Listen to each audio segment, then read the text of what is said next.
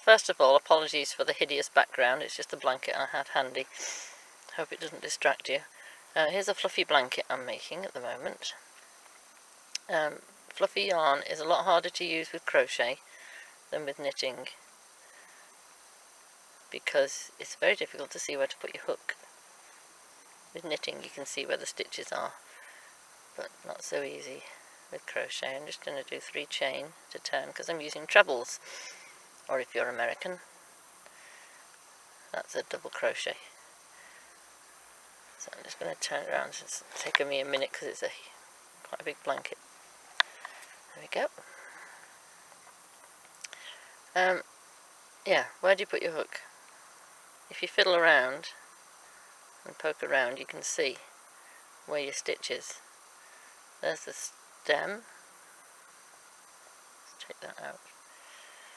There's the stem of the first stitch, and if you poke around you can see where the second stem is, but along the top here you're guessing really, and if you're going to put the hook exactly where it belongs, it's a lot of fiddling around. It'll take you forever.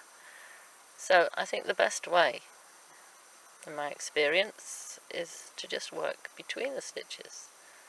There's no point doing a fancy stitch with fluffy yarn because you won't see it. So just do plain stitches. So there's the first chain.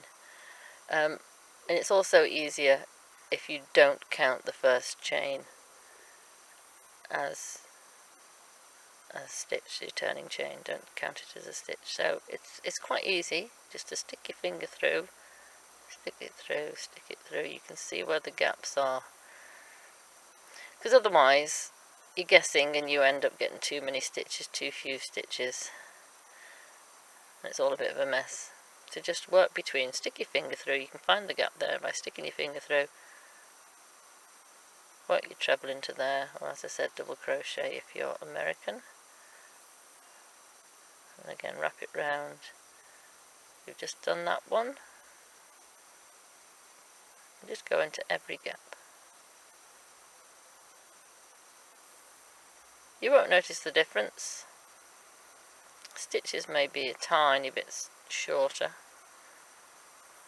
That's about it. All the way along to the end.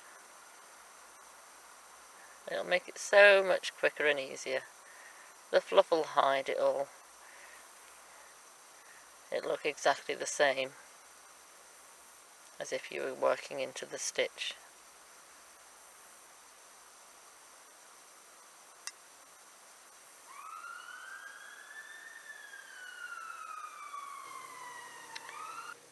Now, when you get to the end of your row, because you didn't, because you didn't count the turning chain as a stitch, we get to the last one. Now there's the stem, well you can't really see properly. There's the 2 holes either side of the stem on the last stitch. So we'll go into that first hole there, first gap, and then into the next one. Now normally you'd be going into the stitch at the top of that and then into the turning chain as well, because you've counted the turning chain as a stitch, but we're not counting it as a stitch, so we only need to do that last one in there. If you did happen to count it as a stitch at the beginning and missed out the first gap at the beginning of your row, you would have to do 2 stitches in there, but we're just doing the 1, and then 3 chain to turn and carry on.